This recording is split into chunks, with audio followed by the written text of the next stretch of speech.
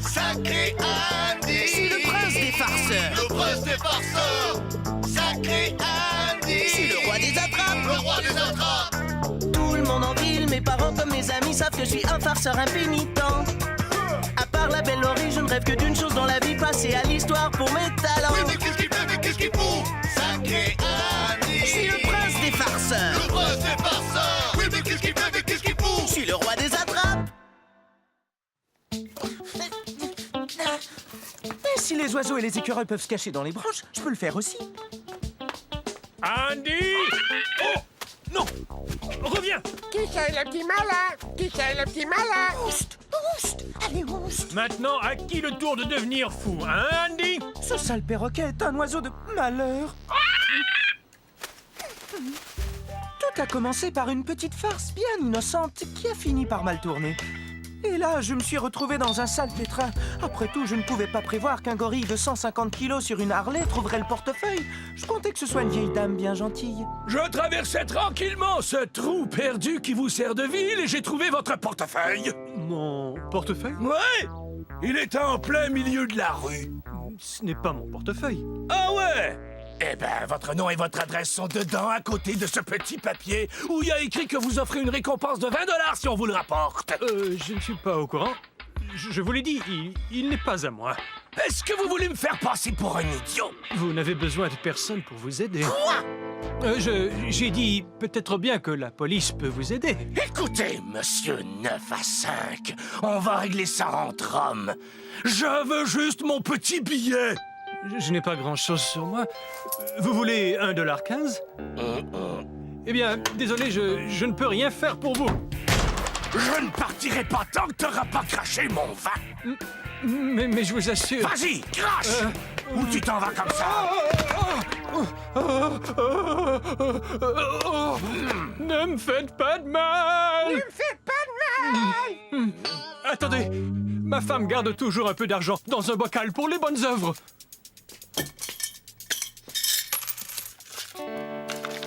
T'aurais dû y penser plus tôt.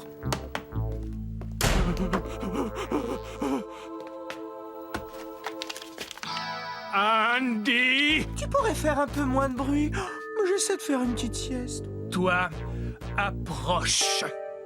Est-ce que ça te semble familier? Non, Un motard sociopathe l'a trouvé et j'ai bien failli faire la manchette de la chronique des faits divers de demain matin. Cette fois-ci, tu as dépassé la mesure. Tu as besoin de beaucoup plus de discipline dans ta vie, mon garçon. Tu vas passer l'été à l'école militaire en stage intensif.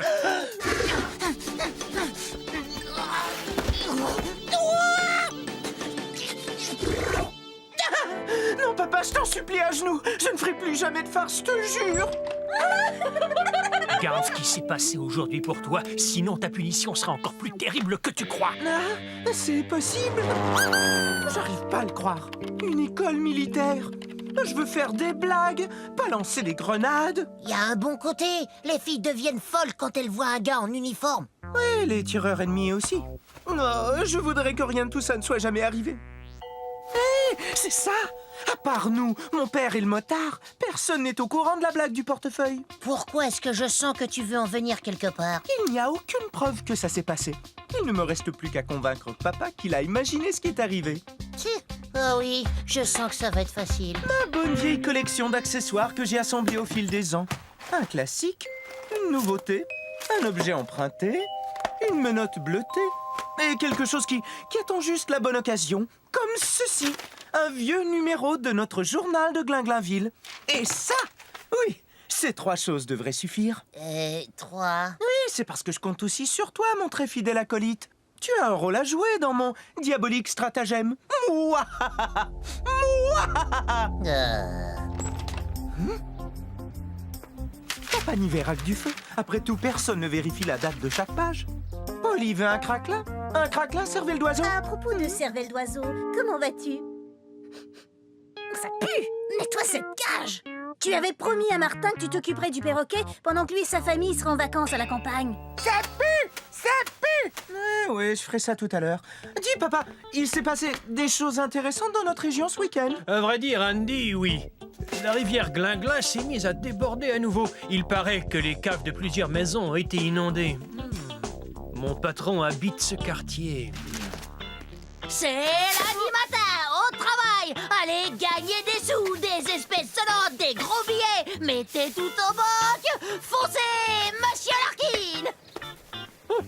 Il est pas bien. Ce bon vieux Danny, il est arrivé à point. Vous savez, je l'ai trouvé pas mal. Avec un peu de pratique et un soutien-gorge rembourré, il serait parfait dans l'équipe de meneuses de claques. Je sens que tout va se mettre en place. Maintenant, passons au match de hockey qui doit passer à la télé ce soir. Maman et Jen ont horreur du hockey, mais les Oilers bien-aimés de papa sont sur la patinoire et ils ne rateraient ça pour rien au monde. À part ce soir. Merci encore, monsieur Timberley. En me choisissant comme employé du mois à nouveau, vous me faites un grand honneur. Ah! C'est la 3e fois cette année. Pas mal, hein? Si ce genre de choses vous intéresse avant tout, je suppose. Tenez, voilà ma photo, je l'ai autographiée. Je ne serais pas étonné si Timberley m'offrait une promotion dans votre service un de ces jours. Peut-être bien pour occuper votre poste? Entrez. Qu'est-ce que c'est, Larkin? Je voulais juste vous dire que j'avais entendu parler de l'inondation et j'espère que votre maison n'est pas touchée. De quoi voulez-vous parler, Larkin? Ça fait des années qu'il y a eu une inondation. Mais j'ai lu dans le journal qu'il y en avait eu une. J'ignore ce que vous avez mis dans vos céréales ce matin, mais je peux vous assurer qu'il n'y a pas eu d'inondation. Retournez travailler. Mais Dehors! l'article sur l'inondation, il n'est pas là, mais je l'ai lu. Je suis certain de l'avoir lu. S'il te plaît, pousse-toi. Tu as trouvé? Non, toi. Allez, viens, chérie, je vais te faire une bonne tasse de thé. Je suis sûr d'avoir vu quelque chose sur l'inondation. Il faut que je retrouve cet article. Aucune chance, je ne suis pas si bête. J'ai mis le journal dans le camion de recyclage en allant à l'école ce matin. Il ne reste aucune preuve. Camion de recyclage! Camion de recyclage! Alors, Nulard, tu ne me remercies pas d'avoir fait ton travail? J'ai nettoyé la cage du perroquet ce matin. Ah ouais? Tiens, tu n'as pas remarqué que ça sentait moins mauvais? Je croyais que c'était parce que tu n'étais pas là. Oh, chouette, il est 8 heures. Oh, ça a dû faire très mal de recevoir une rondelle en pleine poitrine comme ça! Comme prévu, les Oilers d'Edmonton contre les Penguins de Pittsburgh. Sauf que sur ma cassette vidéo, ce sont les Islanders de New York et les Mighty Ducks. Papa, le match vient de commencer. Parfait. Au moins, les Oilers vont me changer les idées après ça. Les Ducks ont l'air de vouloir danser la danse des canards sur la patinoire ce soir! Bon sang, c'est un match avec 2 autres équipes. Oh, quelle sale journée. Je vais aller prendre un air. Sale journée! Sale journée! Wow! Les Oilers ont le feu sacré ce soir! Dans 20 ans, en repensant à ce match, nous dirons encore c'était un but inoubliable! Andy, où est-ce que ton père est allé? C'est pas maman. C'est curieux. Ça ne lui ressemble pas de manquer un match des Oilers.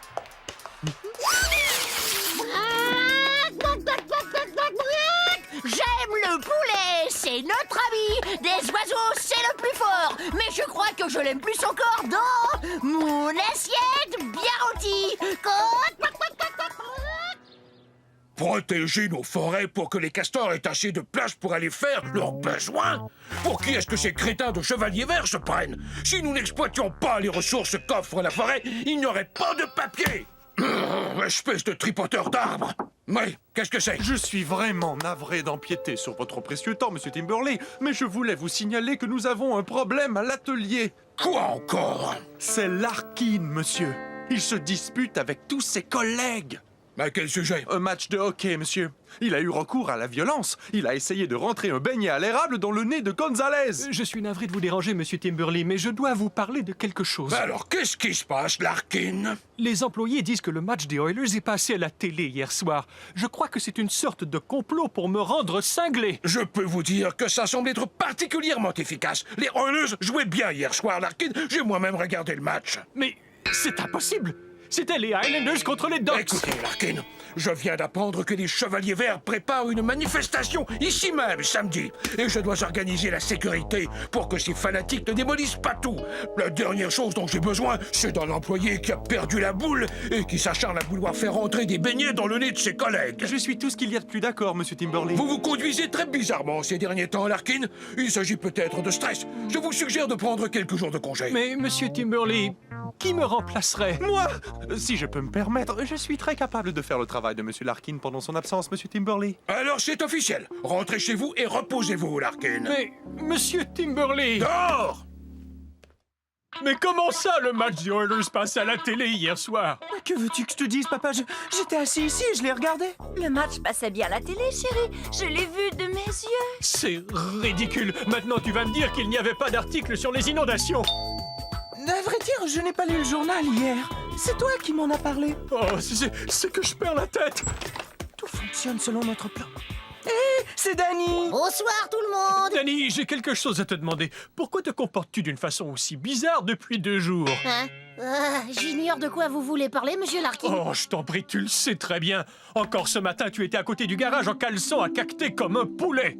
Vous me faites peur, monsieur L. La dernière fois que je suis passé ici, c'était dimanche. Qu'est-ce qui m'arrive? C'est peut-être vrai que je perds la tête.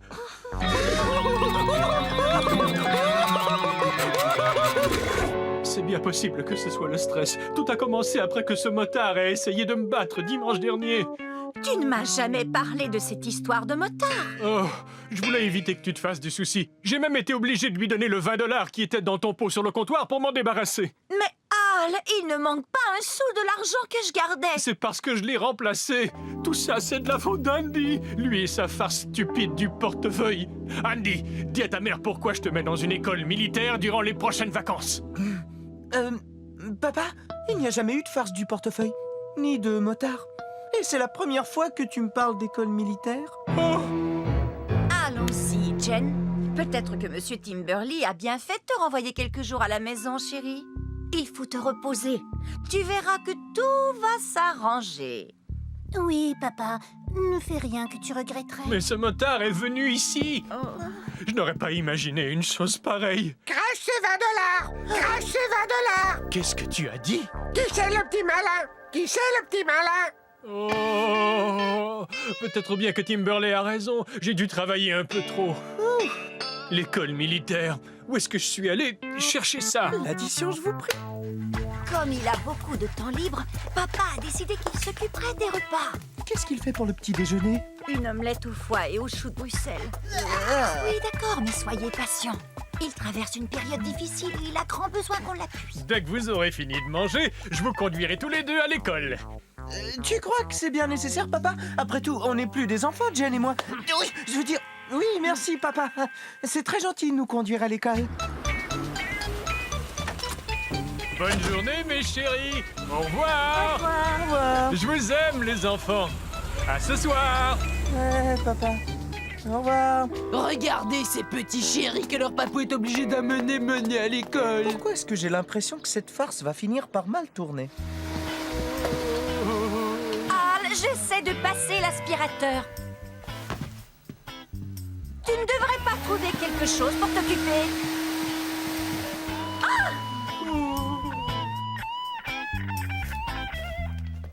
Papa? Qu'est-ce que tu fais ici? J'ai offert à Monsieur Hutchins de venir donner des séminaires sur l'industrie papetière de la région et il a gentiment accepté. Et je refuse de tolérer qu'on soit en retard à mes cours. Comme certains d'entre vous le savent sûrement, le papier est fabriqué à base de bois. Pour la plupart, les papiers sont faits de fibres de bois, mais certains papiers sont faits de coton ou d'autres plantes. Et même de matières synthétiques. Tuez-moi tout de suite. Ce n'est pas comme ça qu'on manie le bâton, Andy. Tu vas voir, laisse-moi te montrer. Lance-moi une balle bien rapide, Danny Baseball.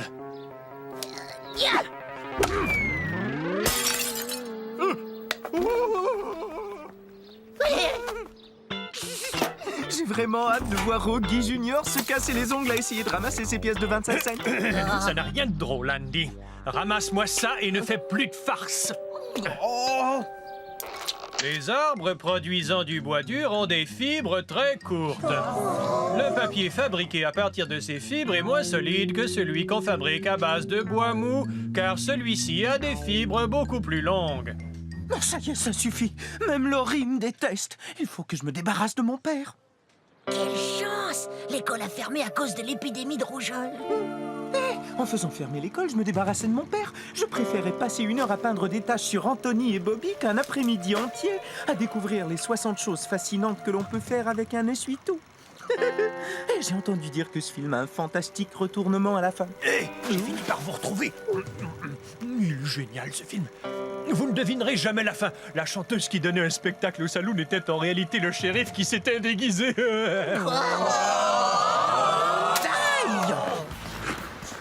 C'est trop fort! Alors, quand est-ce que ton père arrive pour nous humilier en public? Non, t'en fais pas. Son cousin George lui a téléphoné d'Halifax pour l'inviter à son mariage. Ah oui. Non, c'était moi. Mais mon père, lui, n'en sait rien. Papa? Et le mariage de George, alors? Qu'est-ce que tu veux que ça me fasse? Je ne traverserai pas la rue pour aller serrer la main à ce misérable débris. Hé, Andy, regarde ça. Attention! Il faut que je me souvienne avec quel cousin il est en bon terme. Le papier passe entre des cylindres chauffants et grâce à cette opération, les fibres sont agglomérées les unes aux autres. Enfin! Tout le monde dehors! Attendez une seconde. Cette sonnerie semble provenir de la salle de cours.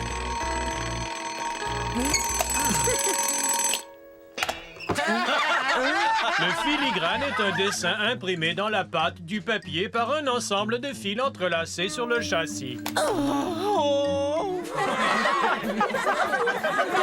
Qu'est-ce que tu fais? J'apporte au concierge des échantillons de notre prototype de papier hygiénique pour les toilettes des élèves.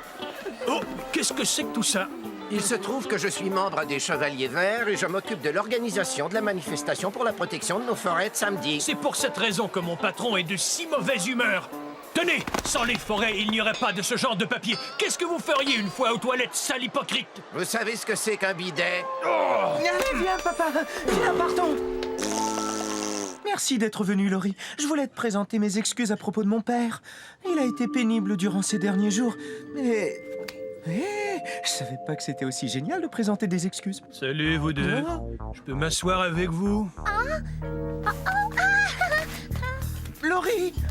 Tu as dit quelque chose qui l'a contrarié, Andy? Non! Je n'arrive plus à le supporter!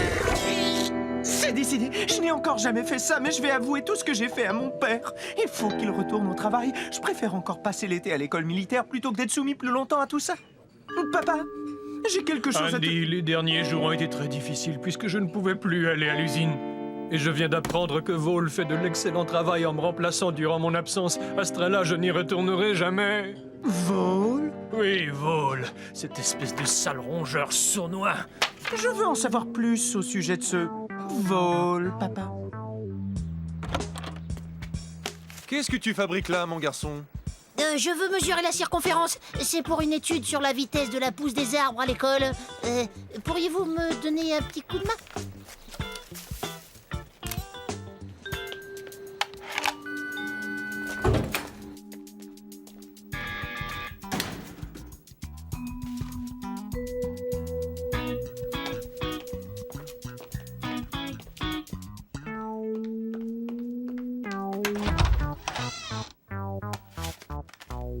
Qu'est-ce que c'est que ça? Chers camarades de Vole, grâce à vous, nous avons maintenant accès à la cantine des assassins de la forêt. Votre dévouement à notre cause ne restera pas sans récompense. Les Chevaliers Verts. Voyons voir ce que Vole pense encore pouvoir dissimuler.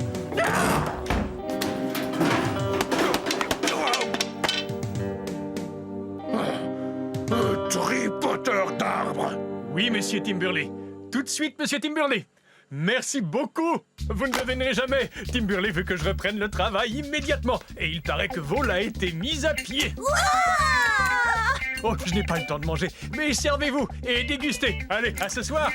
Vous me donnerez des nouvelles de ma recette de crêpes au tofu. Qui c'est, le petit malin Andy? Il a fallu beaucoup d'efforts pour transférer les affaires des Chevaliers Verts de l'école à l'usine.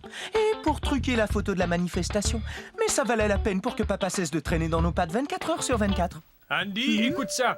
Il paraît que Vole faisait partie des Chevaliers Verts. Timberly a découvert l'information en trouvant le portefeuille de Vole qui traînait. Est-ce que ça te dit quelque chose? Voyons, surtout pas de panique. Je me suis débarrassé des pièces à conviction, il n'y a plus de preuves. Son portefeuille? Je ne vois pas de quoi tu veux parler, papa. Cachez 20 $. Ne me faites pas de mal, ne me faites pas de mal. Andy, est-ce que le perroquet a dit ce que je crois qu'il a... Qui a mis cette feuille de journal là-dedans? C'est moi qui l'ai fait lundi dernier. Il fallait bien que quelqu'un nettoie la cage. Et où est-ce que tu l'as prise?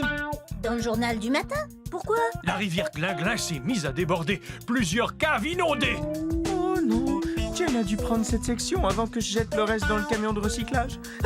Andy! Camion de recyclage. Non, eh ben, au moins j'ai entendu dire qu'on mangeait bien à l'école militaire. C'est le petit malin.